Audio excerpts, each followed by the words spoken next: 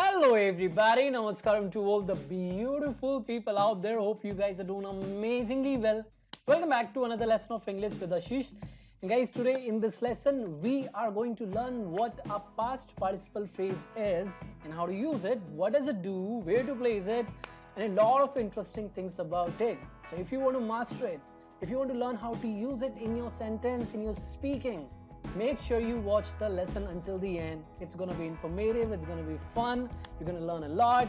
If you haven't subscribed to the channel yet, make sure you do that, press that notification button as well. I'm excited, I know you guys are too. Let's do it.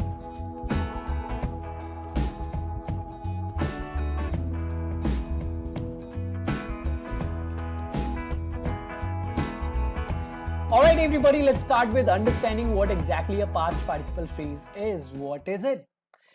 A past participle phrase is a phrase that means a group of words. So a phrase that starts with a past participle, that is a third form of verb. A past participle is a third form of verb. So a phrase that starts with a past participle and gives information about a noun or a pronoun, generally a noun, is called a past participle phrase. It's a phrase that means a group of words and it starts with a past participle and it gives information about a noun or a pronoun. It modifies a noun or a pronoun. Now, note this. The information it gives about the noun or pronoun it modifies can be essential, important to the meaning of the sentence, or non-essential, that is extra, that is not important to the meaning of the sentence. Let me show you some examples and make you understand.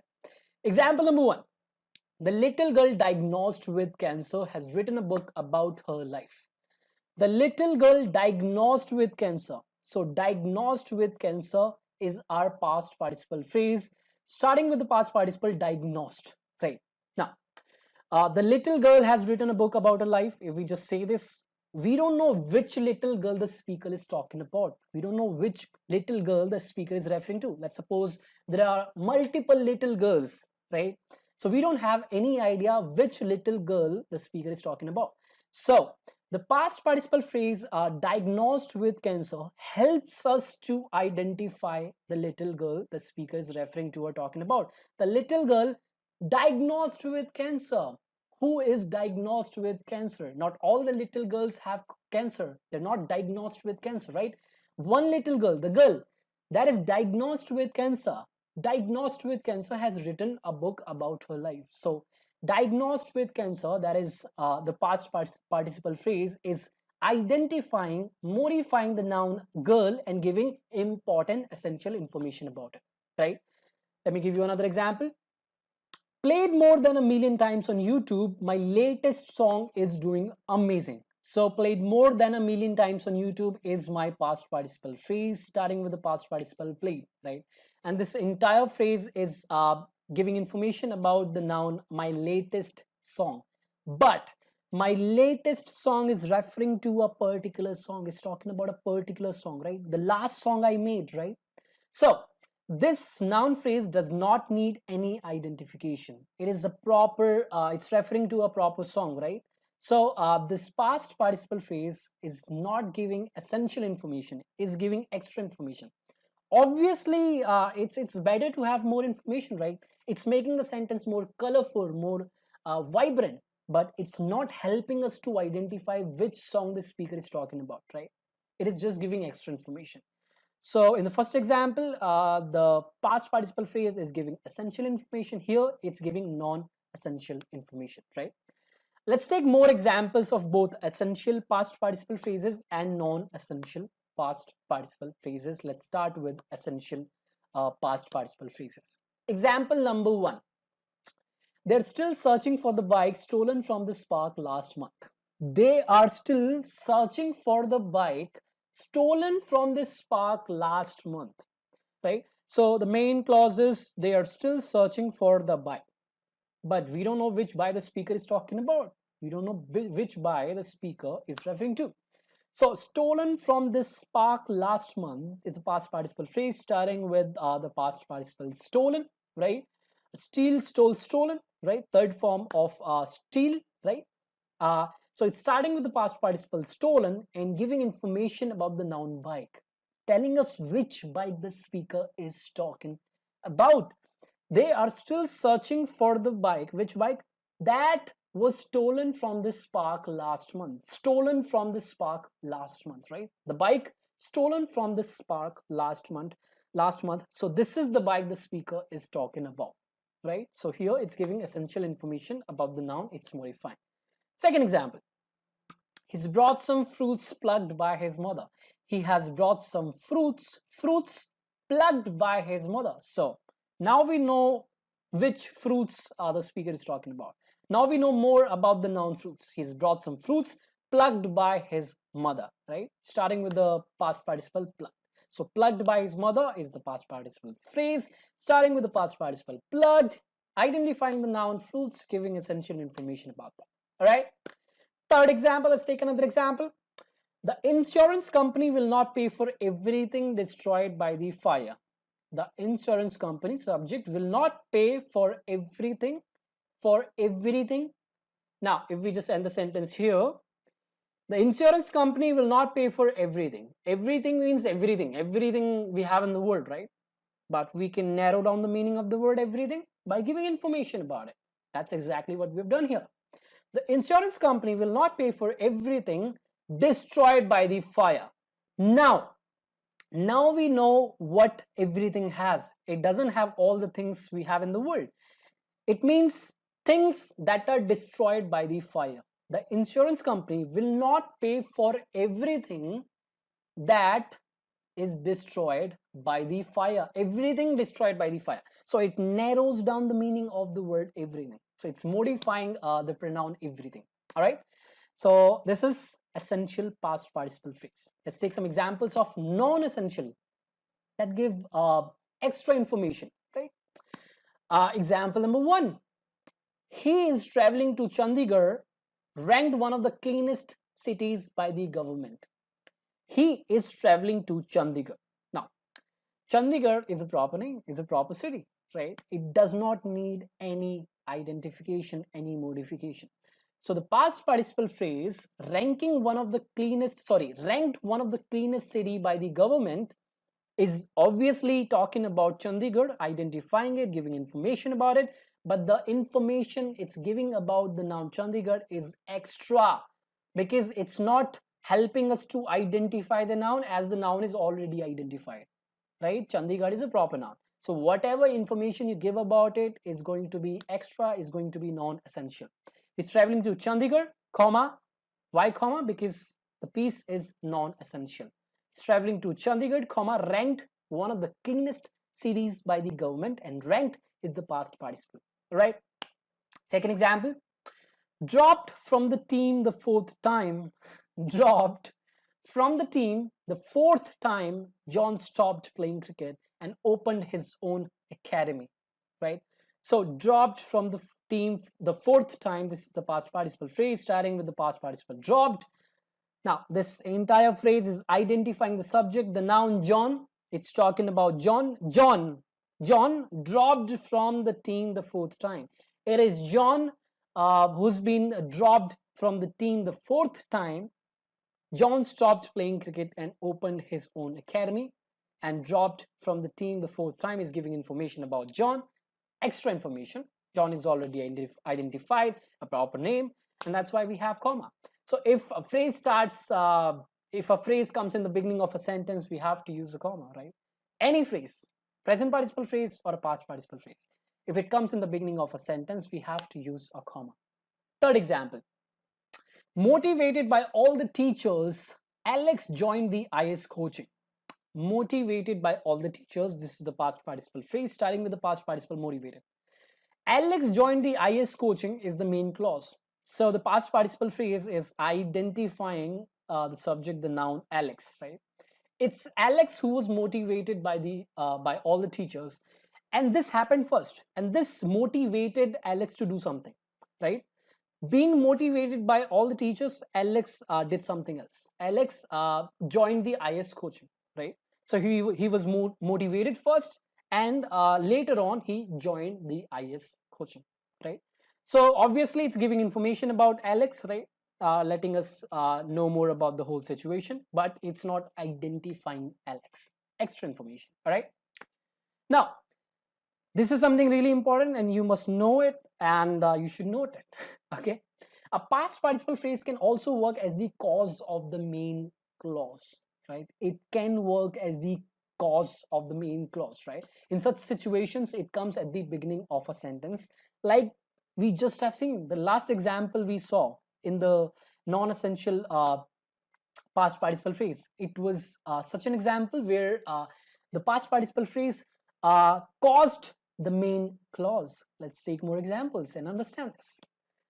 Encouraged by his friends, he took the offer and began working on the project. So the main clause is he took the offer and began working on the project.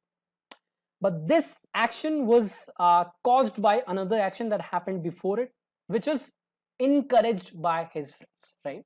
So he was encouraged by his friends first, and this motivated him, this forced him, this made him to do something else, that is, take the offer and start working on the project.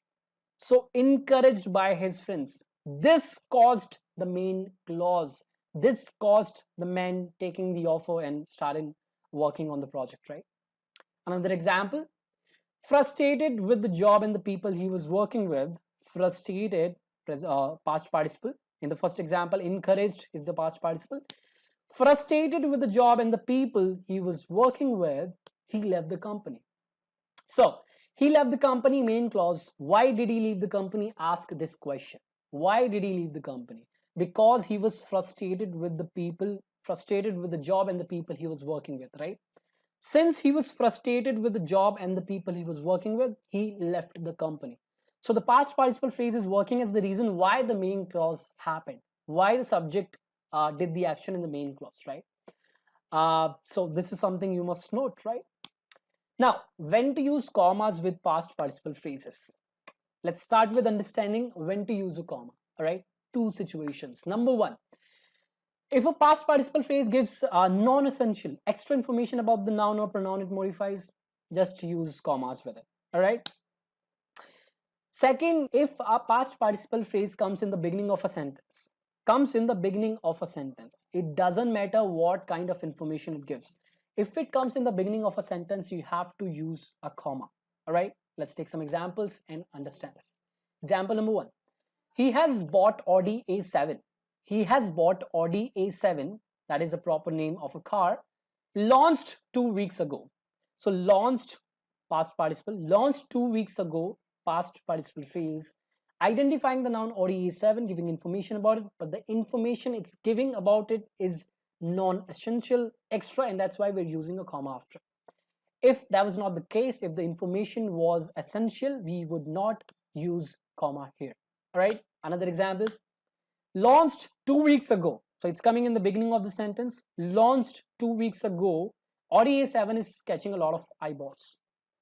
Audi A7 is catching a lot of eyeballs. Or Audi A7, comma, launched 2 weeks ago, comma, is catching a lot of eyeballs. Got it? Now, when not to use a comma, it's very simple. If the past participle phrase or any participle phrase gives important information, essential information, right, you cannot use, or you should not use, or you do not use a comma with it, all right? Examples, do you still have the bag gifted to you on your last birthday? Do you still have the bag? We don't know which bag the speaker is talking about, right? You may have multiple bags, right? Which bag are you talking about?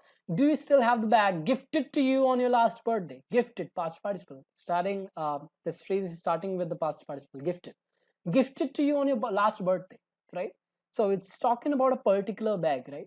Essential information. That's why we're not using a comma. So if you use a comma here, that will be a mistake. That will be a mistake, all right? So we can't use a comma here. Another example, the boy thrown out of the college belongs to a rich family. The boy belongs to a rich family. Which boy are you talking about? We don't know. The boy thrown out of the college. Thrown out of the college. The boy thrown out of the college. That's the boy the speaker is talking about belongs to a rich family. So it's giving important information. That's why the comma is not there. Okay. If that was not the case, if the information was extra, we would use some commas, right? Before and after it, right? All right.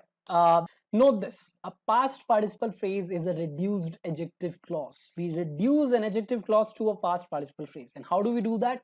We drop the conjunction from the adjective clause. We drop the subject of the clause if the conjunction is not the subject, if we have another subject, right? And we drop the helping verb, if any.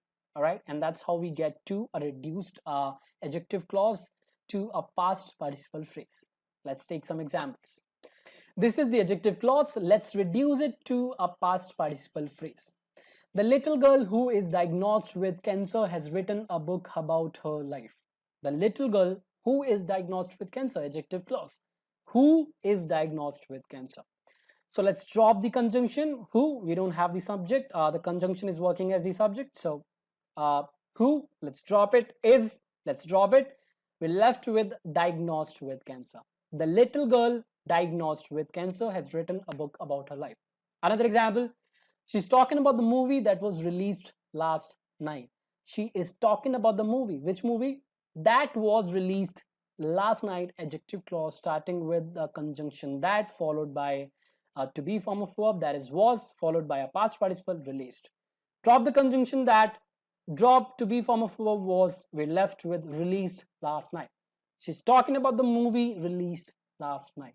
Another example, the actor whom we have approached for this role is busy with his own project right now.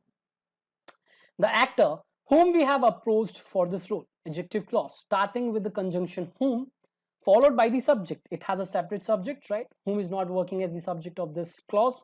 Whom, then we have the subject. Let's drop both these things. Whom we have approached. Whom, let's drop it. We drop it, have drop it, right? The actor whom we have approached. The actor approached for this role, right? So we don't have to be form of verb here. We have to have, that is have, right? The actor whom we have approached. The actor approached for this role is busy with his own project right now. So that's how we reduce an adjective clause to a past participle phrase. Hope you got this. All right. Now, note an important thing. The noun that a past participle phrase modifies receives its action. It receives its action. It is the object of the verb in the past participle phrase. The noun does not perform the action, or the pronoun does not perform the action of the past participle phrase. It receives its action. It is in the passive voice. The past participle phrase is in the passive voice. Let me show you an example and make you understand. The man taken to the police station is a terrorist. So the past participle phrase is taken to the police station, starting with the past participle taken, identifying the noun man. All right. So what is the action in the past participle phrase? Taken. Now ask yourself, is the man taking anybody to the police station? No. The man was taken to the police station. He did not do the action. The action was acted upon him. Somebody took him to the police station. He did not do the action. So this phrase is in the passive voice. Taken to the police station by some people, right? So we're not focusing on the doer of the action. The focus is on the receiver of the action, that is the noun this phrase is modifying, that is man. The man taken to the police station is a terrorist. Hope you got this. This is very important. This is really, really important. All right. Now, another important point. I'm going to tell you all the important things. All right. Another important point. Do not misplace your past participle phrase. If you do that, you'll end up modifying something that your past participle phrase doesn't intend to modify, and that's a mistake. Still, your listener or your reader will understand the meaning of the sentence, but you do not want to write a sentence that can confuse your reader or listener, that has the possibility, that has the capability to confuse your reader or listener, right? So let me show you an example and make you understand what I'm talking about. All right. Downloaded by more than 1 million people, I feel great about my application. Downloaded by more than 1 million people. This is the past participle phrase. You know it. And next to it, we have the subject of the main clause I. So is it modifying I? Am I downloaded by more than 1 million people? Can I be downloaded, man? No, I can't, right? It's so simple. We all know it's modifying the noun application, right? But since it's coming a little far away from it, it's placed a little far away from it, it seems to modify something else that it does not intend to modify. So all we have to do is we have to place it next to the noun it's modifying, that is the application. I feel great about my application downloaded by more than 1 million people. If you have multiple applications, do not use a comma, because this piece of information is essential, important to the meaning of the sentence. But if you just have one application, use a comma, because the application is specific. All right. Another important thing you have to understand: if you use a past participle phrase in a sentence, but you do not have anything, you do not have the noun that it intends to modify, your phrase will start dangling. It will start hanging in the sentence without having anything to modify. Look at this example. Felt offended, the movie was taken down. Felt offended, the movie was taken down. Is it the movie that felt offended? Can a movie feel? No, right? Do we have anything else that can be felt offended in this sentence? No, we don't.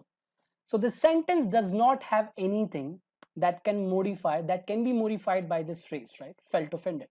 So here, it's a dangling modifier. It doesn't have anything to modify in the sentence. So don't do this. So do not use a past participle phrase for the sake of it. Use it when you actually want to modify something, right? A noun or a pronoun. So that's all about today's lesson, guys. Hope you enjoyed this topic. Hope you're feeling more confident about this topic. Hope you're more comfortable now. If you like the video, give it a thumbs up. If you are new to the channel, haven't subscribed to it, that's bad. Do it right now, man.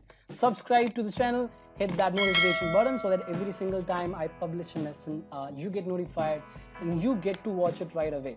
And I'll see you guys very soon. Till then, keep learning, have fun. I'm out. Namaskar.